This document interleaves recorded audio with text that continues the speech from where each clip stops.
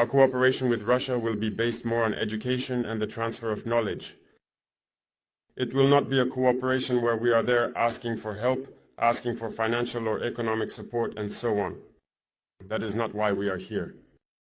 We are here to cooperate more in the field of knowledge.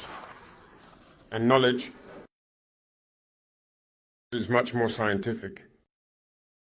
And you, here in this scientific university, I admire you greatly because normally you are supposed to learn and practice science, chemistry, and radio technology. This is what we need today in order to develop. I will give you a few examples during my speech to illustrate the core of my thinking. Here, we are at Mendeleev University. Everyone who has taken science courses has studied Mendeleev. And I'm going to share a little anecdote with you. During my school years, there were people who didn't like certain subjects and couldn't manage to learn certain things. So when they couldn't do it, we would nickname them after the scientist who invented that thing. For example, we had people we called Pavlov, and we also had people we called Mendeleev as well. The one we called Mendeleev, for instance, once wondered why Mendeleev created that table. It's to create problems for us. You see, he has to study a table, but he doesn't know why he has to study it. Which means that if he doesn't practice, he doesn't know the usefulness of the periodic table firsthand. That's why I say, in this regard, cooperation is very important so that we can actually practice. It's the same thing with chemical equations that we spend so much time balancing, since, I would say, high school. We're really good when, on paper, we're told to balance a chemical equation, we do it. When in thermodynamics, we're asked to calculate the standard enthalpy of formation of a substance, we do it.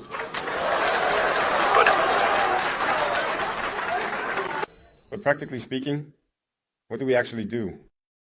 For example, has anyone ever shown me, say, an illustration of a nucleus like that of hydrogen and explained what happens if you remove an electron or what happens if you add an electron? I never got that kind of practical illustration. Since high school, we've been doing chemical reactions with hydrochloric acid on paper. But I've never actually handled hydrochloric acid or performed a real experiment with it. This just goes to show you how important practical experience is, and in our countries we lack the laboratories that would allow us to get that hands-on practice. And you shouldn't become the kind of theorist that I am. That's why we want to replicate this kind of university back home, so that our young people studying scientific subjects can get practical experience and not just be theorists. So many things around us are about the chemistry of materials. The world itself even started with that. This table that Mendeleev created, I believe that all of science is based on it. But it's practical experience that allows you to move beyond being just a theorist and to create something tangible that can be useful to society. And that contributes a lot to the economy of our countries. Without you even realizing it, let me give you a few examples. You see, we import a lot of iron, for example, from all over the world, what we call galvanized iron. And you know very well, you chemists here, that it's nothing more than an electrolysis reaction. Why can't we produce the iron ourselves locally? We have to go buy galvanized iron from China or get them at Europe from all over the world. For example, we are at war. We pay for equipment, now we pay for ammunition, weapons and everything else. When I talk to you about munitions, explosives and all that, Mali produces cotton, Burkina produces it, Niger produces it. But you know very well that it's the cellulose from cotton that's processed to make gunpowder and explosives. Why can't we manage to do it ourselves? Because we don't have practical chemistry. Even for the armor plating of vehicles.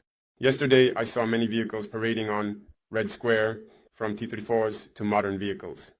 Armor plating has evolved. What is armor plating? It's a type of steel, and it's through chemistry that people understood that by adding a certain amount of carbon and so on, you can create a special kind of steel.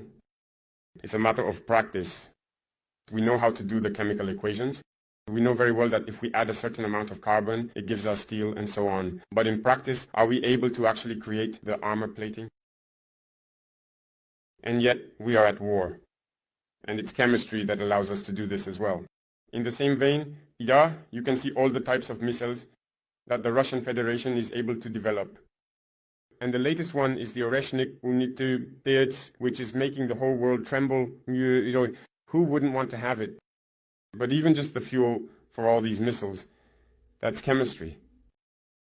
Are we actually able to figure out in practice how to create this fuel and try to build an engine to propel a rocket or a missile? There are so many examples that we couldn't possibly finish listing them all, but it's just to tell you that you are lucky to be here, I would say, at the very birthplace of chemistry and mathematics, because in Russia there have been scholars in these fields, whether it's physics, chemistry, or mathematics. But as the representative said, history has been distorted, and we've been led to believe that Russians are not strong in certain fields. It's others, the ones who write history, who claim to be strong in everything. But I think today, history shows us that all of that is false. There truly are great scholars. The origin is right here. The proof is Mendeleev, who created the table that summarizes matter, is Russian. So take advantage and learn, but learn in a practical way so that it benefits our countries.